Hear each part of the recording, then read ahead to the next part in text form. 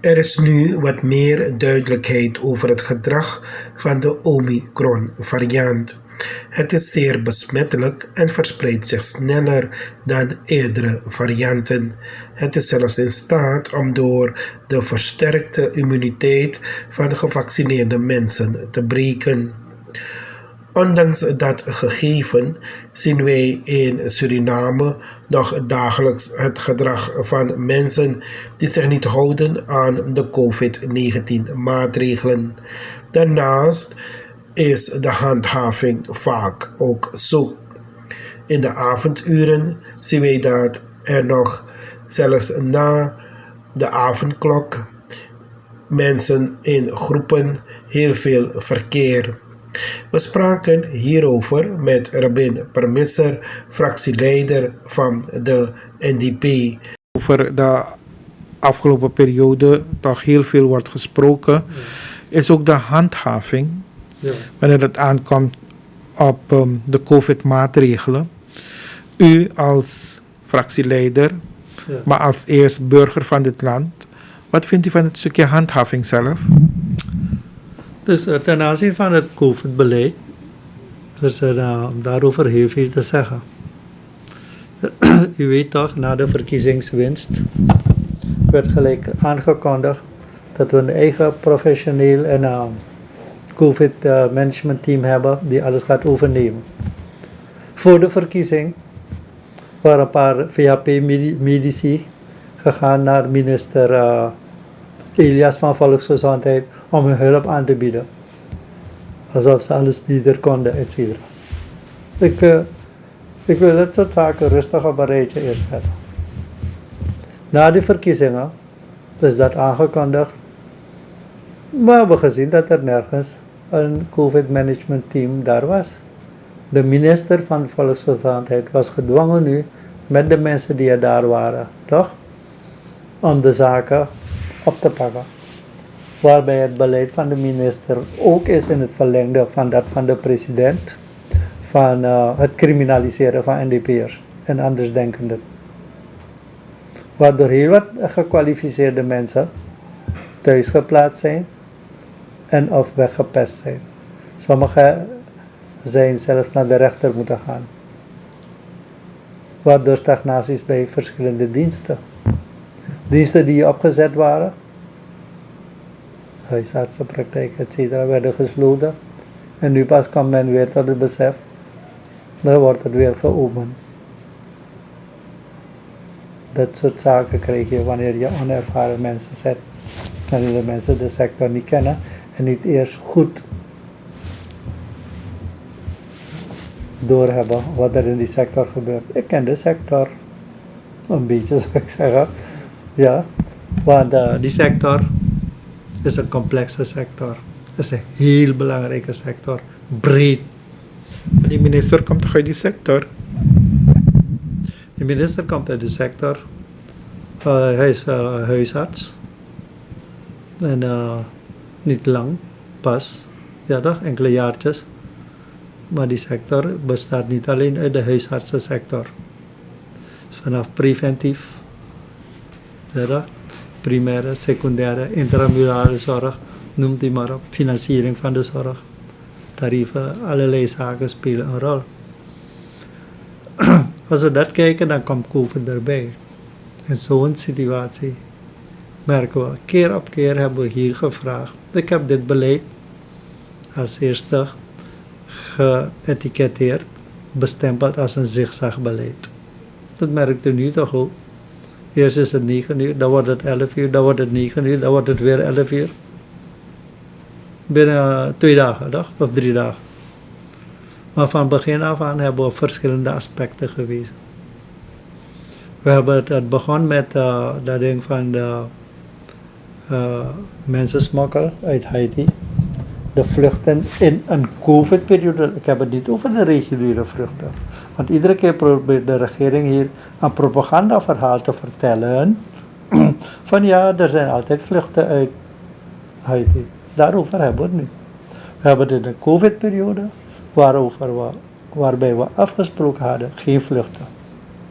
Maar toch, bakka bakka, werden vluchten uitgevoerd uit Haiti, onder meer. En daarover hebben we vragen gesteld.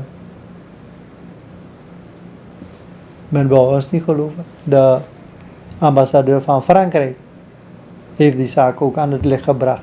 Van kijk wat er hier gebeurt. Heeft aan de bel getrokken. Ja, toch? We hebben gelijk gevraagd, laat een openbaar ministerie deze zaak onderzoeken. Wat heeft de regering besloten, de president? Ja, de president is een weg ingeslagen om het hele onderzoek op een doodspoor te brengen. Vertragingstechniek. Nee, een presidentiële commissie gaat dat onderzoeken. Terwijl we de lijnen, en wat hij zelf heeft verklaard in de SAIA en anderen met VHP, duidelijk hebben aangegeven.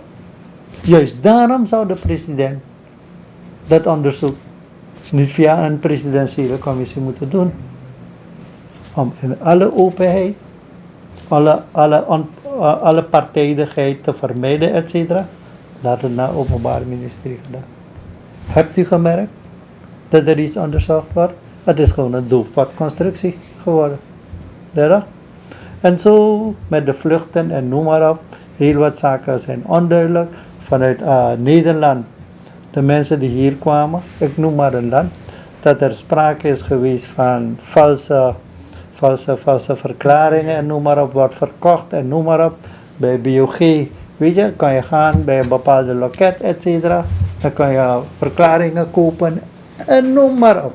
Met de beveiliging zijn er zoveel corrupte gevallen geweest. Misschien bent u vergeten, het begon ook met de blitzaffaire. Hoe vaak heb ik hier niet gepraat over blitzaffaire? Nooit eens zo'n onderzoek. Er is een directeur van SLM toen bedankt, mede op grond hiervan. En het onderzoek naar blitz is never gekomen. Ja, we hebben hier die zaak gepresenteerd. En zo kunnen we rondom COVID hebben zich zoveel zaken afgespeeld. Ook die corruptie met die tenten, breed uitgemeten. Maar wat me stoort nu inhoudelijk is, los van dit soort zaken, merk je hier keer op keer wat we hebben aangehaald over handhaving. En daar is veel over te zeggen. Maar voordat ik dat ga, de inhoudelijke informatie over COVID zelf. Kunt u me zeggen, is het voor ons duidelijk? Kunnen we die informatie halen? In welke districten?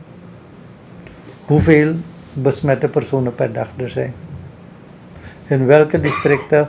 Hoeveel prikjes mensen hebben gehad? Als mensen zijn komen te overlijden helaas, wat is het geslacht van de personen? Wat is de leeftijd? Wat is de woonplaats? Ik maak iedere dag de sites van bepaalde landen uit de regio, Caribische regio open. Dat kan je makkelijk vinden. Bij ons? Dat weet je niet. Er zijn nu bijna, we gaan richting 1200 doden. 1200 doden COVID. Maar dit soort zaken weten we niet. En over veel meer andere zaken. Over inhoudelijke informatie.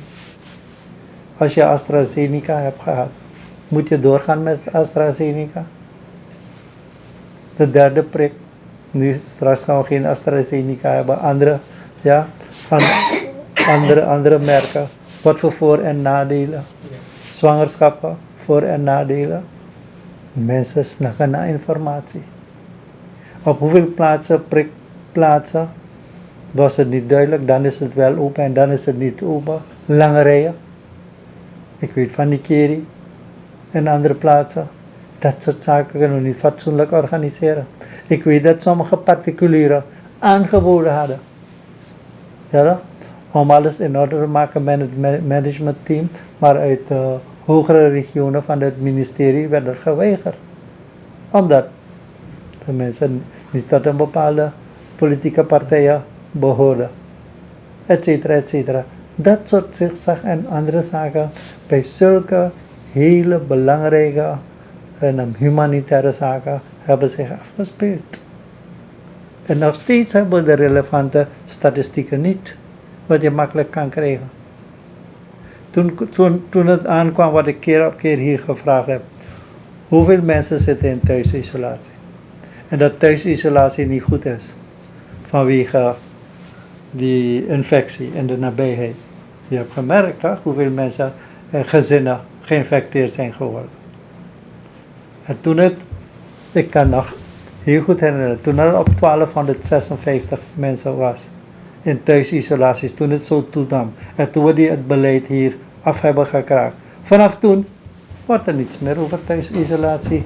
En de totalen niet gepubliceerd. Ja toch? Hé, chef. Gaan we zo met elkaar om? Op deze goedkope manier? Moeten we allemaal dom gehouden worden? Voor wat zien we elkaar aan?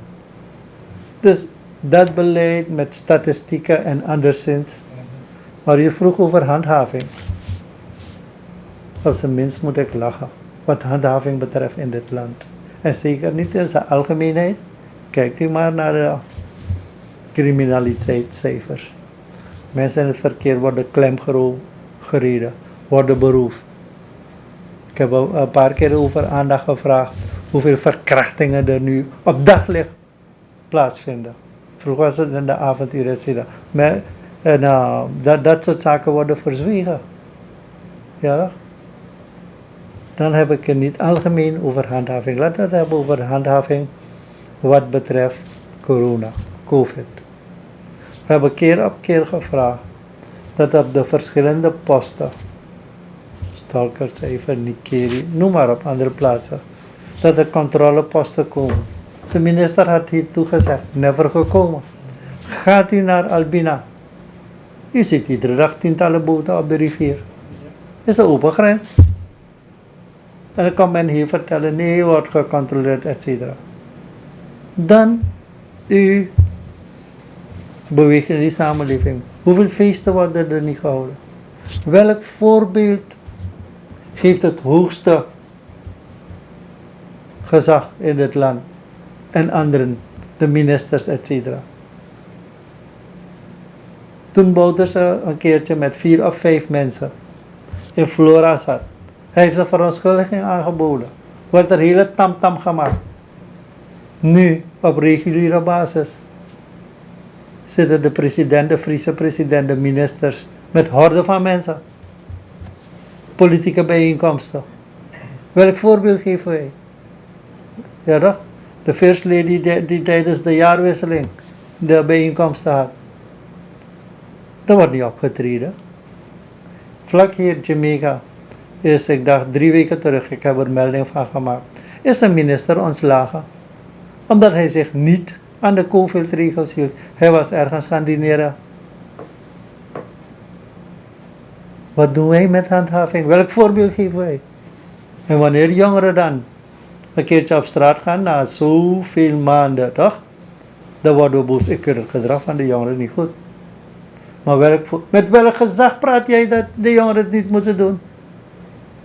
Shame on you. Hoe vaak zijn, ik hoef de namen niet te noemen, van politieke mensen die met pakketten verdelen en andere feesten hebben gehouden hier. En dat wordt breed uitgemeten via social media. Dan zien mensen. De politie weet beter als ik hoeveel feesten, weekends en anderszins gehouden worden. Treden we op? Nee. Bij names en feestjes wordt er opgetreden. Het is erg wat er gebeurt. Hoeveel boetes worden gegeven? Als laten we zeggen, de lockdown om 9 uur is, om 11 uur. Gaat u maar naar 11 rijden. Kijkt u maar. Hoeveel mensen op straat links-rechts rijden. En waarvoor? Naar het schijnt had de minister hier zelf aangegeven. Meer dan 50 of 60.000 mensen hebben een briefje dat ze mogen rijden. Dan heft dat heel ding op. Ja? En uiteraard, en dan nu in deze tijd. Je vraagt je af.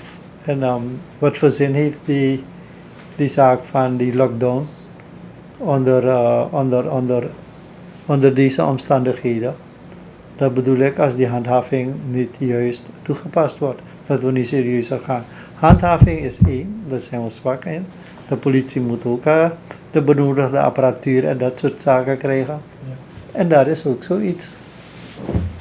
We hebben meer dan 300 mensen van het politieapparaat ontrokken. Om friends en family en ministers, etc. Ja, dat te beschermen. Object- en persoonsbeveiliging. U weet nog, hier in de zaal sprak de president erover dat hij het niet wist worden van die strekking. Dat er zoveel mensen waren vroeg naar die lijst. Nou, niet eens binnen een dag heb ik die lijst al gepresenteerd. What's going on? Wat gebeurt er? Zijn we serieus? Ja, toch? Hoe kan een regering zeggen dat ze niet weten? Is eventjes een telefoon aan de korpspolitie, toch? No, de korpschef, sorry.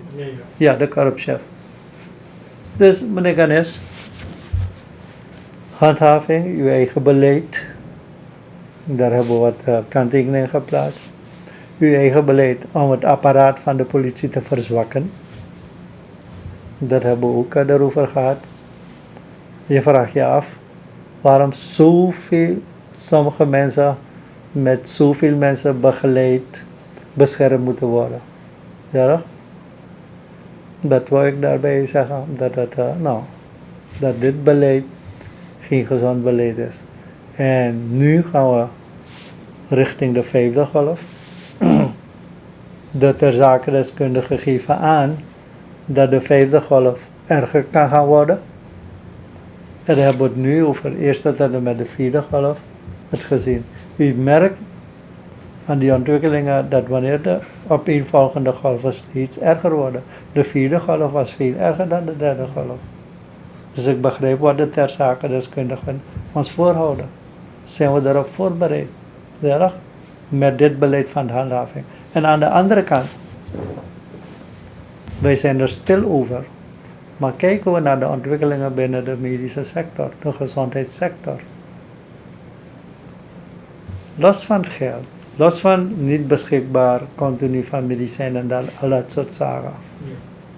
Want men probeert een verhaal te houden alsof alles beschikbaar is, voorhanden is. Dat is niet zo.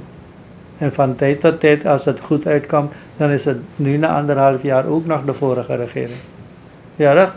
Dan waarom ben je op die stoel gaan zitten? Een van de grote verliezen is, en daar hebben alle instellingen mee te maken, namelijk het verlies, het wegtrekken van kundig kader. Weet u hoeveel gekwalificeerde mensen uit de gezondheidssector het land nu verlaten? Hoeveel gekwalificeerde verpleegkundigen, OK, operatiekamerverpleegkundigen, het land hebben verlaten, waardoor we niet de aantallen operaties kunnen uitvoeren. Ja. Hoeveel artsen ook het land verlaten. En daarbovenop het beleid van deze minister, van deze regering, de Cubaanse artsen en verpleegkundigen te bedanken. Althans een beleid, ja toch, om ze niet meer hier te hebben. Ja. Dat heeft de minister ook gezegd, ze zijn duur en dit en noem maar op. Maar wat heeft de minister zelf gedaan? Heel wat dorpen, Coroni zelf, die geen arts had, ik weet niet of ze het nu hebben, om een arts van Suriname dan daar te plaatsen. Hoeveel dorpen in het binnenland hebben geen artsen? Tenminste, dat hadden we gedaan. En dat kost geld, ja. Dat gaat geld kosten. Maar goed, als we dit soort zaken op een rijtje zetten, dan ben ik niet zo optimistisch als er niet juist gehandeld wordt. Het is draai anu parbodo. Dus we door brandy maka.